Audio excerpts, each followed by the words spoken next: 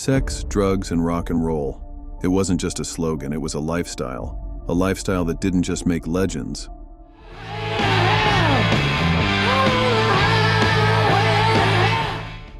It destroyed them.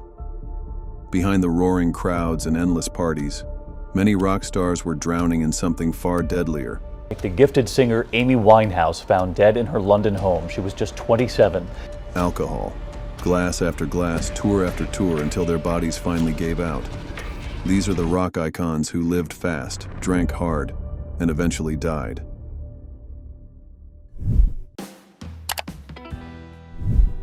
She was a storm in stilettos, smoky voice, winged eyeliner sharp enough to cut through the bullshit, and a heart laid bare in every lyric. Amy Winehouse didn't perform songs, she exercised them.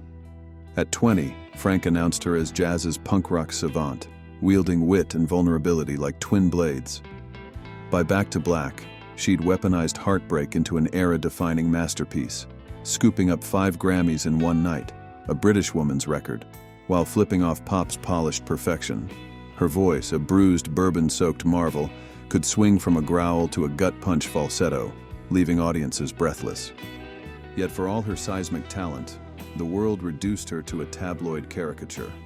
The smudged mascara, the staggering Camden walks, the paparazzi chanting, "Amy, Amy," as she flipped them off.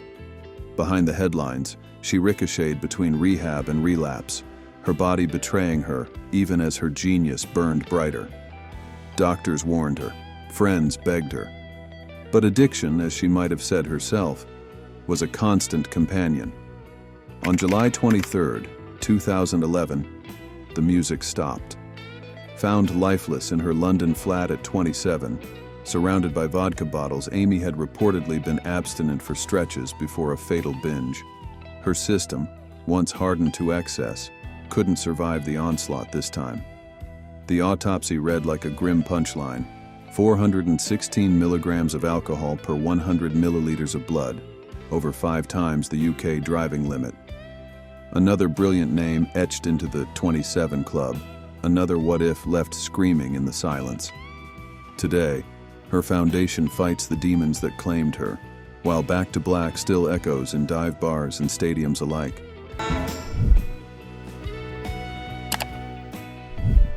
The world needed a rock and roll outlaw, and Bon Scott answered the call with a devil's grin and a bottle in hand.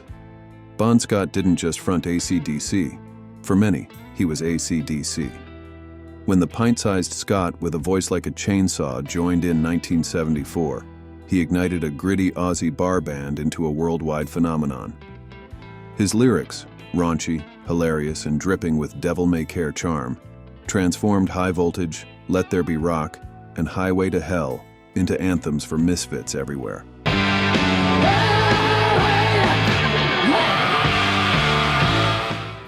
On stage, he was a whirling dervish in 2 tight jeans, part pirate, part court jester, pure live wire energy.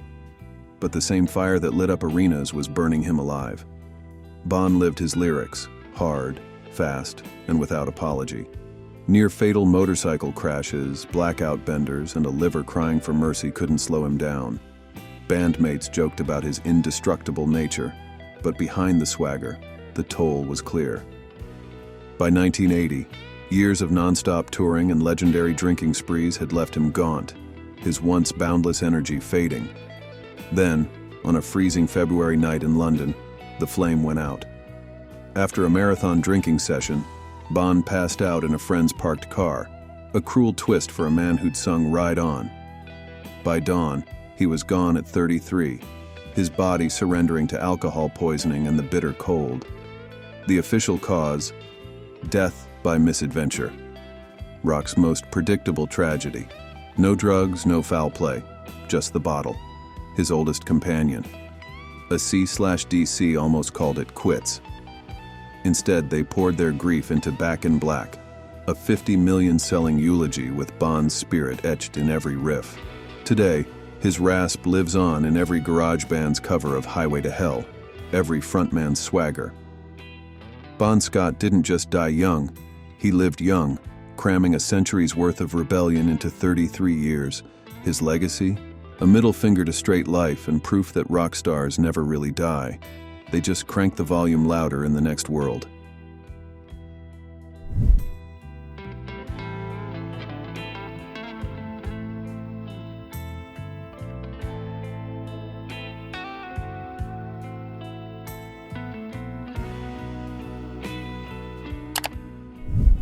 John Bonham didn't play drums, he weaponized them. When Led Zeppelin needed an atomic engine in 1968, they got Bonzo, a Midlands farm boy who hit harder than a wrecking ball and swung like a jazz cat. His drumming wasn't just timekeeping, it was architecture. That seismic intro to When the Levee Breaks, laid down in a stone stairwell, it became rock's Rosetta Stone for groove. His 20-minute Moby Dick solos weren't displays. They were thunderstorms of rhythm that left audiences dumbstruck.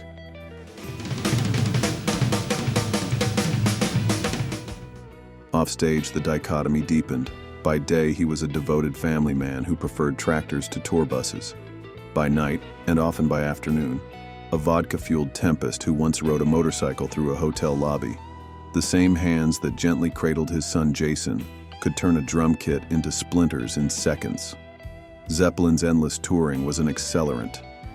1973. Blackout drunk, destroying a rental car. 1975. Passing out mid-show in LA. 1977. Vomiting on stage before nailing every beat. The band even joked about his morning routine, orange juice with vodka instead of pulp, but the warning signs flashed like his symbols. September 24, 1980 began like too many others. Quadruple screwdrivers at breakfast, vodka straight from the bottle during rehearsals. By nightfall at Jimmy Page's house, he had consumed enough alcohol to kill 3 men. When roadies tucked him in on his side, they'd done this drill before. This time, their routine couldn't save him. The morning found rock's greatest drummer dead at 32, lost to the very excess that powered his legend. The coroner's report read like a blues lyric. Over 0.34% blood alcohol, no drugs, just the slow suicide of a working-class hero. Zeppelin's immediate dissolution proved Bonham wasn't replaceable, not his genius for rhythm, not his chemistry with Page and Jones. 40 years later, his ghost still haunts every kid air drumming to Kashmir. The paradox endures. That monstrous sound came from a man who couldn't conquer his own thirst. Bonzo taught us the drums could roar like dinosaurs, and like dinosaurs, even titans can vanish overnight.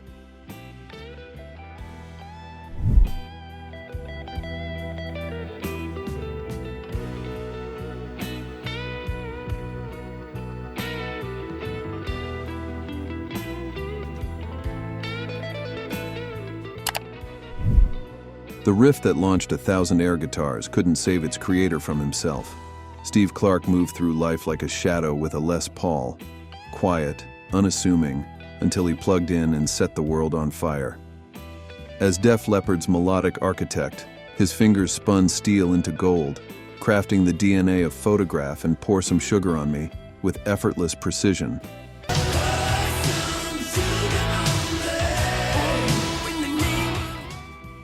Stadiums saw only the showman, the terror twin, who could drink anyone under the table. But backstage, the real Steve was already drowning. The dichotomy was brutal. The same man who composed Hysteria's shimmering guitar textures would sit alone in hotel rooms, systematically destroying himself with vodka. While Phil Collen kicked their shared party habits, Clark doubled down. Doctors' warnings about his failing liver, just another lyric drowned out by the noise in his head. The band gave him leaves of absence, but you can't rehab a soul. January 8, 1991 played out like a broken record. Another London night, another blur of liquor cabinets and prescription bottles. His girlfriend found him asleep on the couch, but the 30-year-old had already been gone for hours, his system overloaded with enough alcohol and painkillers to silence even his legendary hands. The official verdict, accidental death, felt like a technicality. Everyone knew the truth.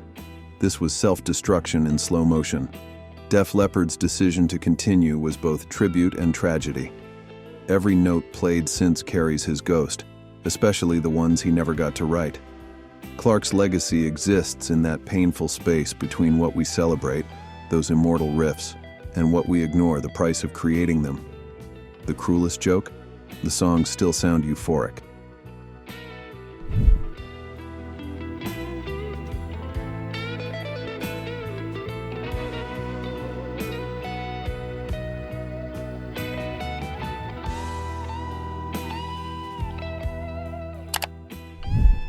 Christmas Day, 1985. Phil Lynott was alone in his Kew home, a man once worshipped on stage, now fighting for his life in private. Phil Lynott didn't perform songs, he lived them.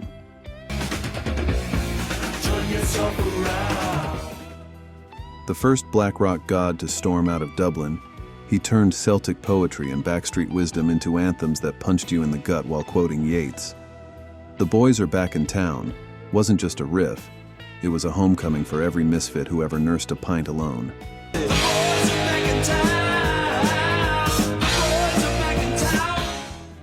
That voice? Pure Dublin alleyways and midnight confessions. The stage presence? Like some cross between a bare-knuckle boxer and your coolest uncle. But the man who wrote Still in Love with You was slowly losing a war with himself. Behind the snakeskin belt and swagger lived a boy who'd never stopped wondering if he belonged. Born to a Guyanese father who vanished and an Irish mother who worked 3 jobs, young Phil learned early that charm was both armor and weapon. By the 80s, the armor was cracking. Heroin crept into the picture first, then cocaine, then enough whiskey to drown the whispers fame couldn't silence. You could see it in those last performances, the once powerful frame now swimming in his own shirt, the legendary wit slowing like a tape melting in the sun. Christmas 1985 was supposed to be a reset. Instead, it became the final encore. He collapsed at home soon after, his body, already a map of collapsed veins and poisoned organs, finally raising the white flag. His mother found him and got him to the hospital, but pneumonia finished what the drug started. The coroner's report read like a Thin Lizzy B-side. Heart failure, sepsis, the works. No surprises, just the same old blues and medical jargon. He was 36. Today, his bronze statue on Harry Street catches the pub light just like his buckle used to. Tourists rub his base for luck, never noticing the plaque's quiet truth, that Ireland's greatest rock poet died of the same loneliness he'd been writing about all along. The music? Immortal. The man? Gone too soon. The lesson? Some legends burn so bright they forget to save sparks for the morning after.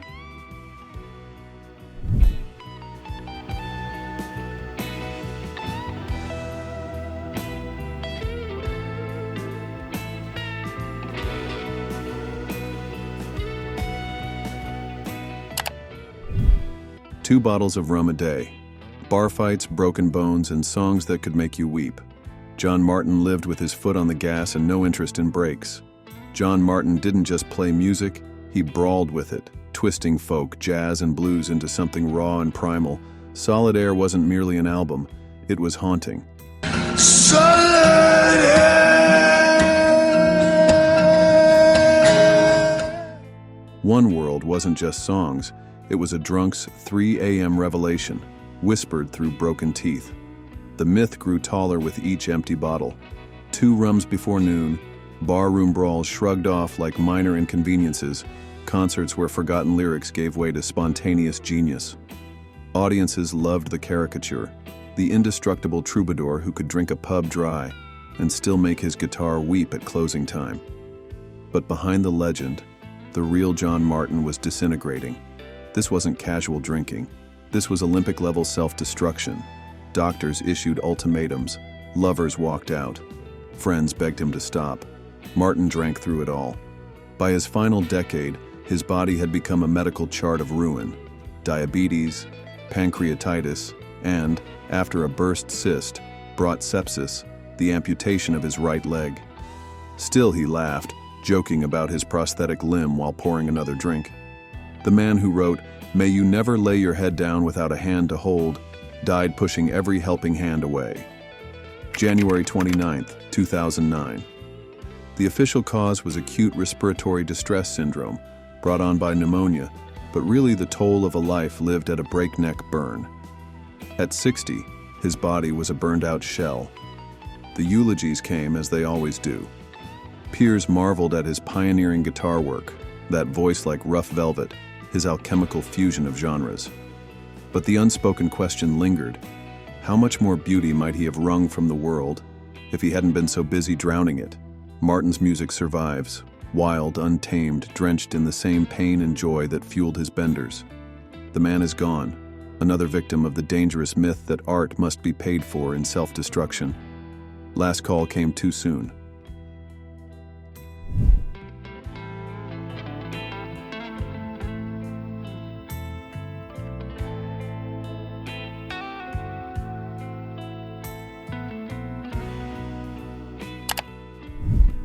They called it Cassidy mania, a screaming, sweating, stadium-shaking phenomenon that made Elvis look tame. For a few incendiary years, David Cassidy wasn't just a star. He was a nuclear explosion of teenage desire, detonating across America in a cloud of glitter and guitar picks. When he strapped on that cherry sunburst guitar as Keith Partridge in 1970, he didn't just enter living rooms. He hijacked puberty. I Think I Love You didn't just top charts. It triggered seismic events, with mobs of fans literally tearing his clothes off during concerts. Screaming out the words I dread, I think I love you. His 1972 tour sold out faster than Led Zeppelin's stadium dates. His face launched more merchandise than most pop icons could dream, and his feathered hair became the holy grail of bedroom mirror practice sessions across the continent. But backstage, the rock god fantasy was rotting from the inside. Cassidy didn't want to be a prefab pop prince. He wanted to be Clapton Hendrix, a guitar-slinging poet.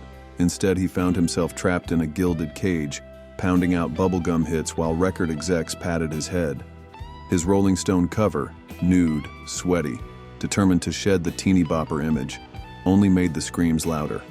The harder he tried to be taken seriously, the more the machinery of fame reduced him to a product.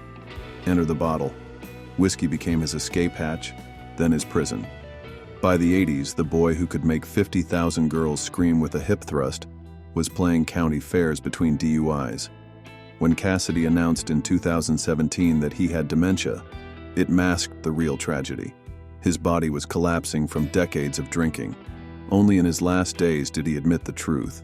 Alcohol had poisoned his liver and his legend. When the end came in November 2017, it wasn't pretty. His skin yellow, his memory Swiss cheese, drowning in the toxins of a lifetime spent trying to drink away the very fame that defined him. His final words to his daughter, "So much wasted time," might as well have been etched on every gold record collecting dust in his home. Today, the music plays on, all sunshine and innocence. That's the brutal joke of teen idolatry. The world still sees the hip-shaking angel from 1971, not the broken man who spent 4 decades trying to outrun him.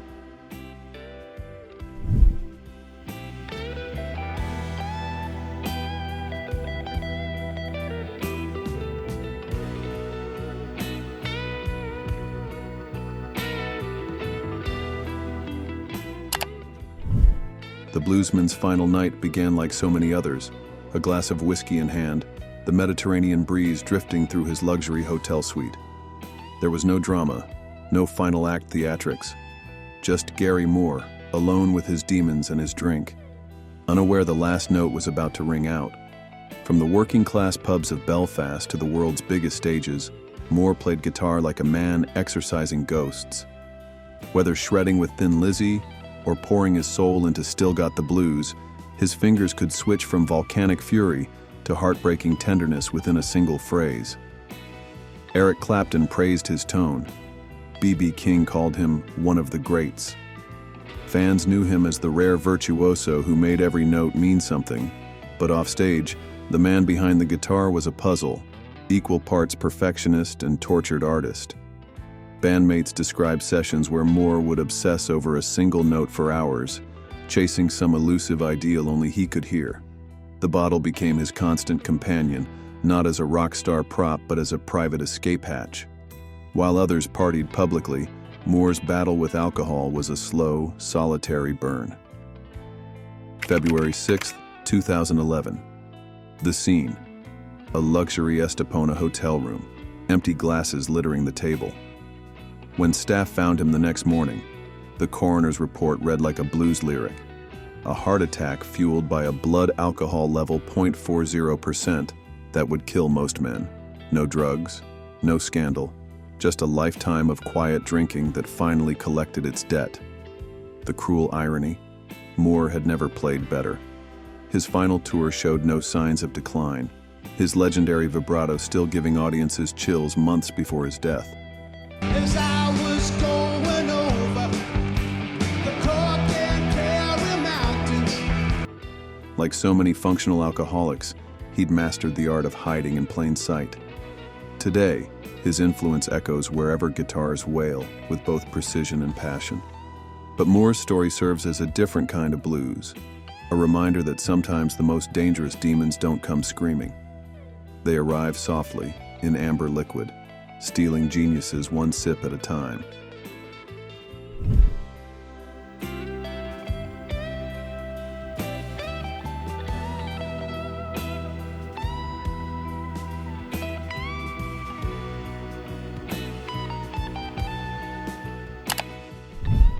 By 35, Brian Connelly had suffered multiple heart attacks. By 51, he was dead. The cause was no mystery. Decades of alcohol abuse had finally caught up with him. The man who once owned glam rock's golden age now struggled to hold a microphone steady. Brian Connelly, Sweet's charismatic frontman and the voice behind era-defining anthems like Ballroom Blitz and Fox on the Run, spent his final years a ghost of his former self. Like lightning, everybody was frightening, and the music was soothing. His platinum locks had dulled, his powerful vocals reduced to a shaky whisper, his sequined costumes hanging loose on a body ravaged by addiction. Connelly's descent played out like a slow-motion car crash. Even at Sweet's 1970s peak, when his crystalline tenor and flamboyant stage presence made them global superstars, the working-class Scot was drowning in alcohol. Bandmates watched helplessly as their frontman missed cues, slurred lyrics, and disappeared for days on benders. By 1979, the party was over. Connelly left Sweet, his health and reputation in tatters. The warning signs kept flashing. Those multiple heart attacks at 35, just the beginning. Partially paralyzed vocal cords robbed him of his trademark power. Through the 1980s and 90s, Connelly stubbornly toured the nostalgia circuit with various Sweet lineups, each performance more painful than the last. Fans witnessed a broken man clinging to past glory, his once effortless high notes now strained gasps, his legendary swagger replaced by a death grip on the mic stand for balance. When the end came on February 9, 1997, it was almost merciful. Liver failure, kidney damage, and a heart that had simply given out after years of abuse. The coroner's report read like a greatest hits of alcohol-related illness. He was 51, going on 80. Today, Sweet's music still blares from classic rock stations, Connelly's voice forever frozen in its prime. But the real legacy lives in those haunting final tours, a living cautionary tale about the price of rock stardom when the lights fade and the party never ends. Some blitzes burn out fast, his just burned too long.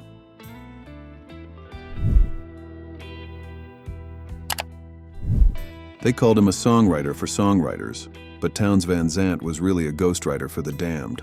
Willie Nelson covered his songs. Dylan admired them. Steve Earle anointed him the best songwriter in the world. Yet for all the reverence, Townes Van Zandt moved through life like a man already haunting his own legend, a Texas troubadour spinning gold from the very pain that was killing him. His songs weren't written so much as excavated from some dark, sacred place only he could reach. Pancho and Lefty didn't just tell a story. It etched two lost souls into the American canon. To Live's to Fly wasn't a melody. It was a suicide note set to waltz time. Albums like Our Mother the Mountain should have come with warning labels. These songs will ruin you, then save you, then ruin you again. But the man who could break a room's heart by whispering 3 chords was himself shattered. Bipolar disorder raged beneath the surface, worsened by brutal insulin shock therapy in his youth. By 25, he was mainlining vodka, and sometimes heroin, like it was medicine. His shows became Russian roulette, some nights transcendent, others ending with him passed out mid-verse. Friends staged interventions, wives left, labels gave up. Townes just lit another cigarette and poured another drink, as if daring the universe to stop him. New Year's Day, 1997. After fracturing his hip and fleeing the hospital, terrified of drying out, Townes celebrated his discharge the only way he knew how, by drinking straight through the pain. His heart, weakened by decades of abuse, finally quit at 52. The coroner called it natural causes, which was like calling high, low, and in between elevator music. What's left is the cruelest joke of all. The songs grew more immortal as their creator turned to dust. Today, when some fresh-faced Americana singer covers If I Needed You, they're channeling a ghost. I needed you. Would you come to me? Would you come? One who wrote like an angel but lived like the devil was keeping time. Some artists flirt with darkness. Townes married it, then let it kill him slowly.